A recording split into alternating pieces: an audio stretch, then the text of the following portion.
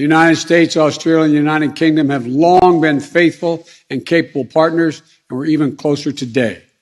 Today, we're taking another historic step to deepen and formalize cooperation among all three of our nations, because we all recognize the imperative of ensuring peace and stability in the Indo-Pacific over the long term. Assalamualaikum warahmatullahi wabarakatuh. Om Swastiastu, Namo Buddhaya. Shalom rekan-rekan sekalian.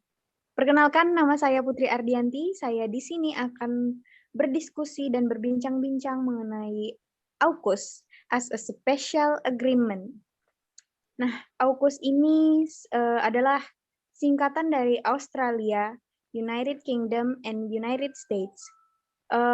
Tapi saya di sini tidak sendirian. Saya bersama rekan-rekan saya. Ada Gina Syakila, ada Michael Devon Pangestu, ada Angelica Putri, ada Jonathan Gilbert, dan ada Dwita Adventania. Nah, pertama kita juga harus tahu, apa sih sebenarnya AUKUS ini? Nah, teman-teman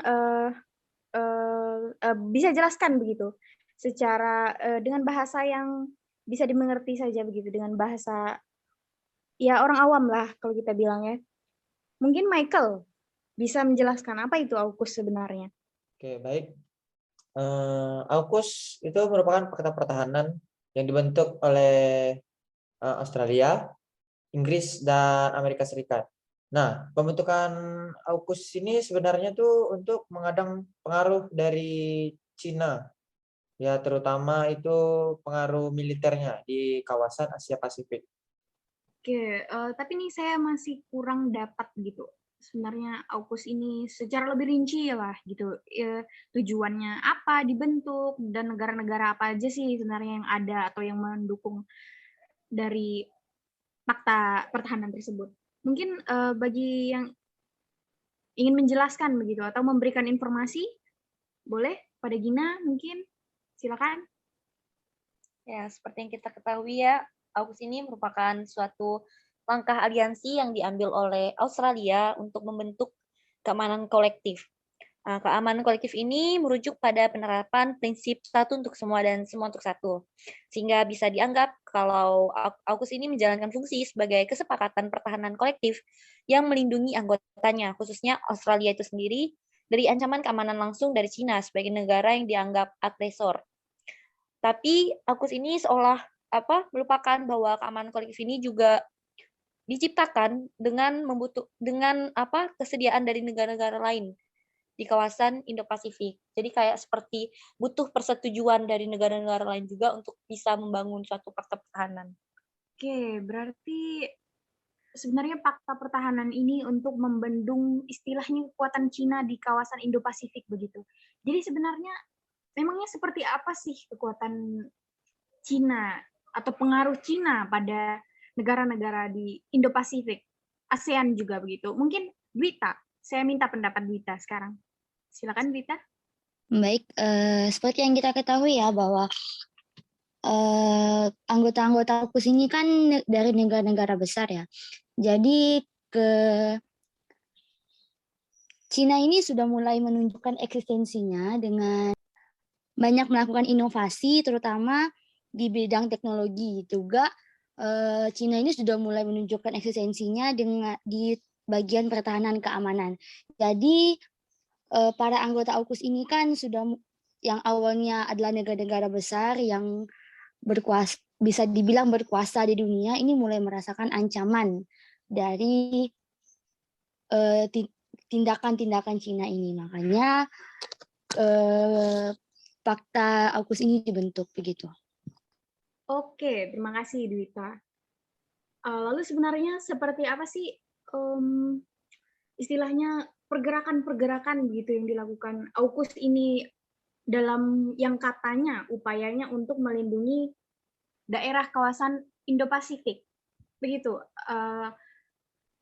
Dari berita yang selama ini telah beredar, dikatakan bahwa akan ada kapal selam nuklir yang akan dibiayai oleh United Kingdom dan Amerika kepada Australia untuk membuat sebuah kapal selam. Nah, mungkin ada teman-teman yang ingin menjelaskan begitu atau lebih merinci gitu.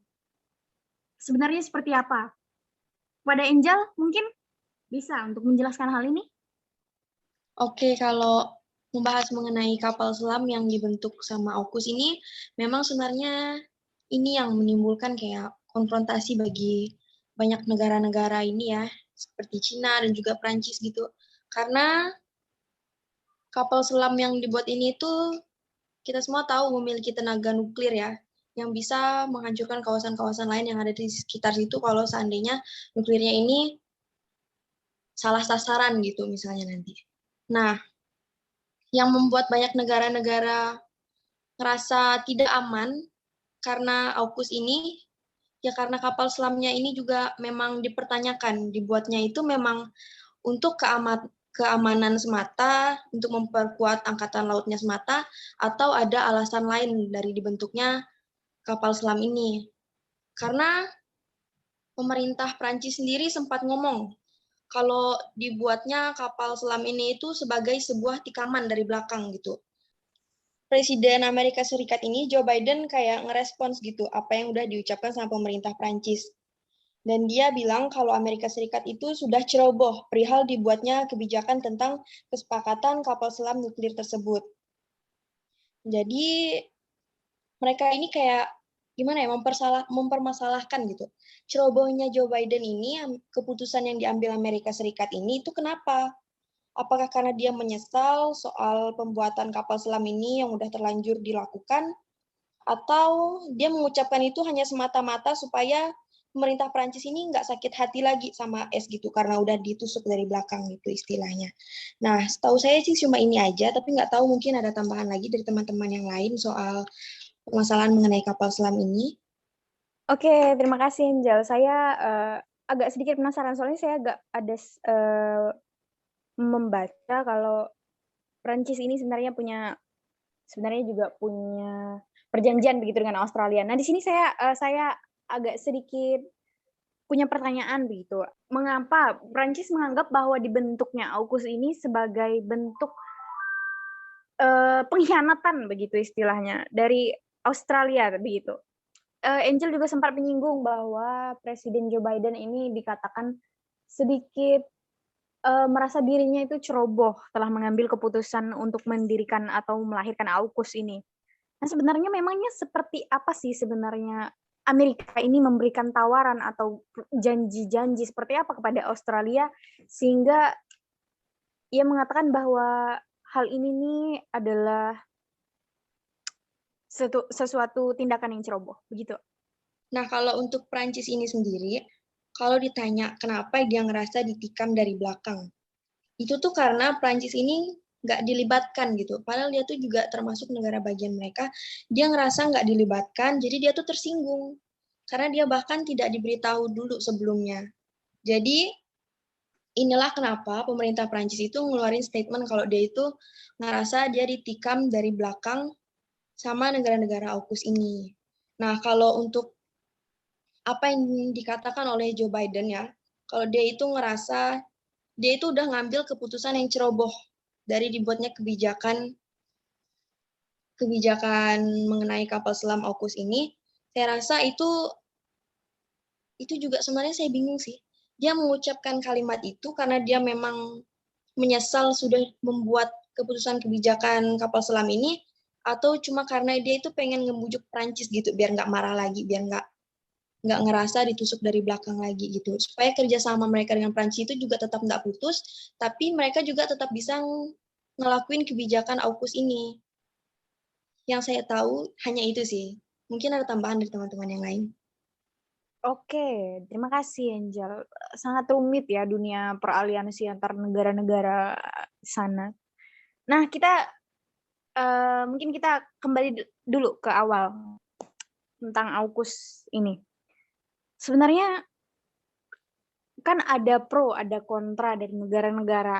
Nah, sebenarnya seperti apa sih dampak dari dibentuknya AUKUS dengan adanya kapal selam yang tadi sempat disinggung? Seperti apa dampaknya bagi kawasan Indo-Pasifik dan juga kawasan ASEAN? Mungkin pada Jonathan, saya ingin dengar pendapat dari Jonathan. Silakan. Oke, Putri, terima kasih atas pertanyaannya. Yang kita ketahui secara letak geografis, negara-negara ASEAN ini terletak di antara Cina dan Australia. Nah, bagaimana tanggapan negara-negara ASEAN atas terbentuknya AUKUS ini? Indonesia sendiri dengan jelas mengambil posisi untuk menekankan kewajiban semua pihak untuk menjaga perdamaian dan keamanan melalui penghormatan atas hukum internasional yang berlaku. Hal ini untuk mengantisipasi jika terjadinya hal-hal yang tidak diinginkan seperti perang. Dan negara tetangga kita sendiri, Malaysia, juga menyatakan bahwa mereka mengharapkan bahwa negara-negara Asia Tenggara dapat mencapai konsensus yang jelas merespon bentuk keamanan kolektif di Indo-Pasifik antara Australia, Amerika Serikat, dan Inggris tersebut. Menteri Pertahanan Malaysia, Hishamuddin Hussein, menegaskan juga bahwa Malaysia teguh dan konsisten bahwa pembentukan AUKUS menimbulkan kekhawatiran karena berpotensi mengancam perdamaian dan stabilitas di Asia Tenggara. Ada juga negara yang mendukung pembentukan AUKUS ini, yaitu Filipina. Filipina mendukung AUKUS karena yang kita ketahui Filipina itu sering bersih tegang juga dengan negara Cina. Itu aja sih. Oke, baik. Tadi Jojo bilang bahwa Indonesia atau kawasan ASEAN ini merupakan kawasan yang sangat strategis, di mana kita diapit oleh benua Asia, itu ada Cina, dan juga benua Australia gitu. Dua negara ini sekarang yang kita bahas sedang mengalami konflik lah begitu. Oke, nah dengan ada bentuknya AUKUS dan dengan segala bentuk konfliknya dengan negara Cina begitu, kan kita ada di dalam wilayah yang strategis dan tidak menutup kemungkinan antara Cina dan AUKUS tadi akan terjadi konflik atau ketegangan begitu yang mungkin saja saling menyerang. Nah, kita sebagai negara yang wilayahnya berada di tengah-tengah kedua tempat tadi, sebenarnya pasti akan berdampak bagi kita. Nah, apakah Indonesia ini akan istilahnya untuk mengamankan wilayahnya, akan mencari sekutu begitu untuk mengamankan wilayah NKRI? Itu yang saya tanyakan. Dan menjawab mungkin untuk Indonesia sendiri ya, kita tahu bahwa Indonesia ini menganut politik luar negeri bebas aktif ya, di mana kita di sini mungkin tidak akan ikut campur, tapi yang jelas kita akan melakukan negosiasi dengan cara perdamaian ya, karena kita tahu juga bahwa Indonesia juga masih memiliki kekurangan di bidang militer, apalagi di wilayah laut ya mungkin. Jadi sepertinya Indonesia bakal mengambil jalur itu, jalur perdamaian, bakal ngomong di meja PBB mungkin. Bernegosiasi maksudnya ya? Ya, maksudnya Indonesia pasti bakal bernegosiasi karena kita tidak berhak juga kan ikut campur urusan negara lain, tapi kita juga berhak untuk melindungi negara kita sendiri kayak gitu.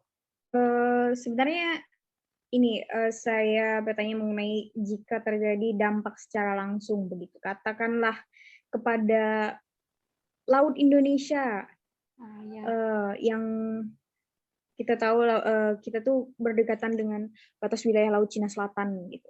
Dan banyak juga mereka yang mengklaim daerah-daerah kita. Nah maksud saya seperti itu, seandainya terjadi dampak secara langsung begitu, apakah Indonesia akan memihak? Oke, baik. Menurut saya mungkin kalau Indonesia akan memihak ke satu belah pihak mungkin tidak ya. Karena Indonesia sendiri kan negara non-blok ya, netral begitu. Jadi mungkin kalau memihak enggak, tapi kalau Indonesia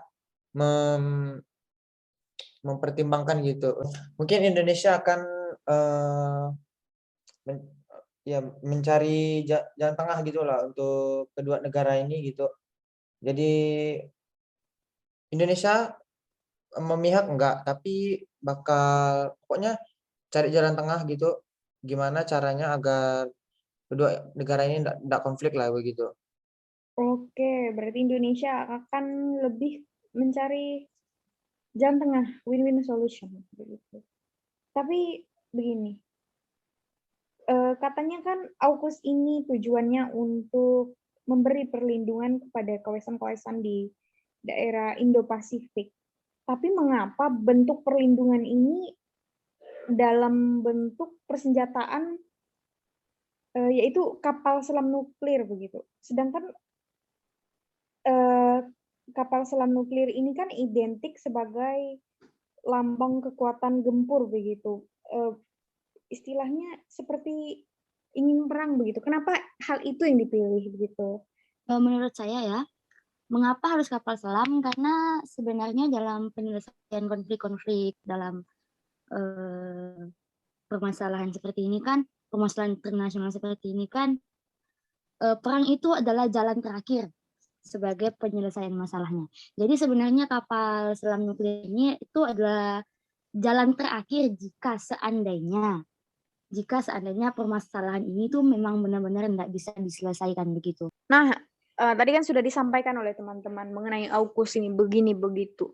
Nah, gimana sebenarnya? Ini kan merupakan konflik internasional ya antara negara-negara yang tadi sudah kita singgung sebelumnya.